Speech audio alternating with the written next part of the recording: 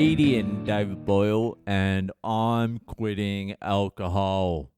So I went out last night to scope the situation to see how I'm going to approach my big night out when I have it. Last night wasn't a big night out. It was like a reconnaissance mission.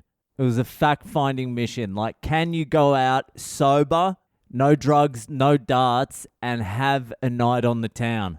A fun night on the town.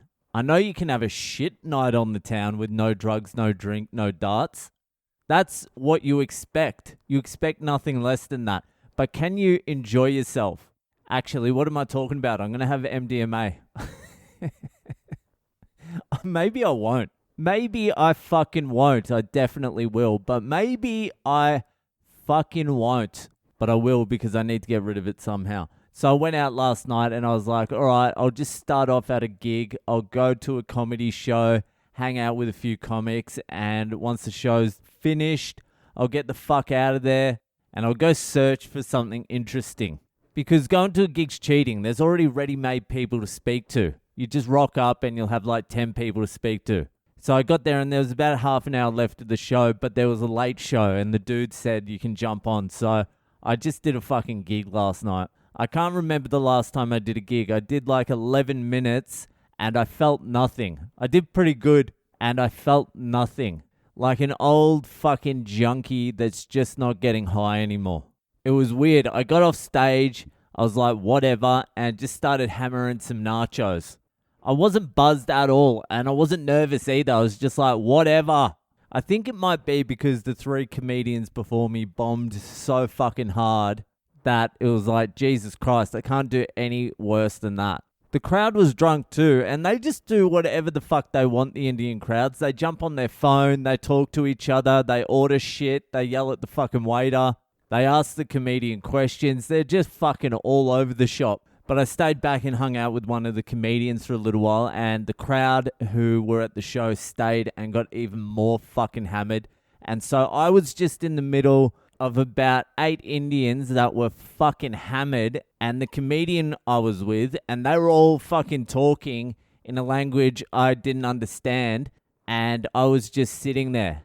Just embracing it. And I'm like, well, this isn't fun. I can tell you that right now.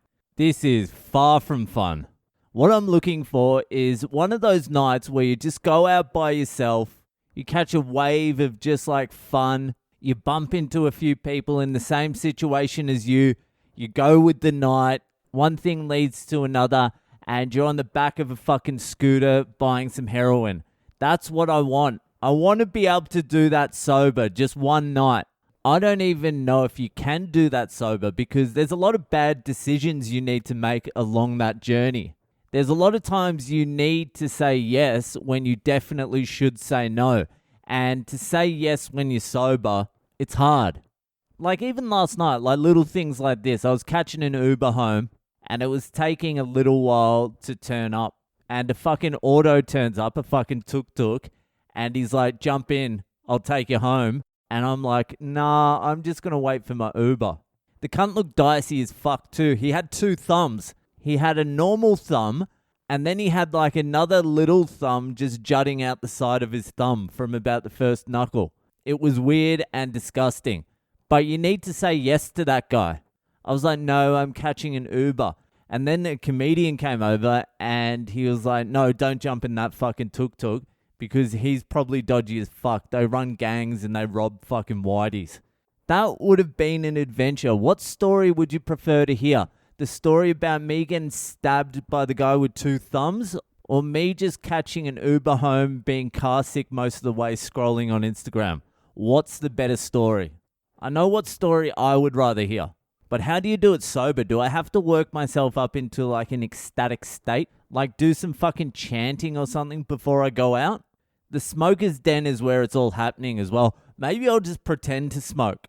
Maybe I'll buy a vape. But who the fuck wants to speak to someone smoking a vape? I wouldn't. Maybe it's just not possible to have one of those nights sober. It's a different world. That is the drunk world. That is the world of fucking mayhem and craziness. And yes. Sober world is no. I can't. I'm not going to. I don't want to. It's not I can't, I don't want to everywhere when you're sober, just when you're entering the fucking crazy world, the drunk world, the high world, the intoxicated world. You have to say no to everything. No, I can't have a dart. No, I'm not going to the toilet to rack up some lines with you. No, I'm not doing a Jaeger bomb. Once you're 3 no's in, everyone's like, well, see you later. Enjoy your night, mate. I hope you have a good one. And I know there's no fun for me to be had anymore, but I'm going to fucking try just one night. Next time I go out, I'm not going to a comedy club. I'm not meeting up with any comedians. I'm just fucking heading out, lone soldier, and I'm blowing with the wind. Just for one fucking night. I just want to have a little bit of pseudo fun. Anyway, there's actually potential now that I might be able to film my Indian set just before I leave. One of the guys said maybe on the 26th there might be a gig where we can film some shit. So hopefully I can fucking sneak that in, and then I'll have some Indian shit to throw out and I can just wash my hands with the whole fucking caper. Anyway, that'll do for tonight. If you're enjoying the podcast, give it a share around and I'll see you the fuck later.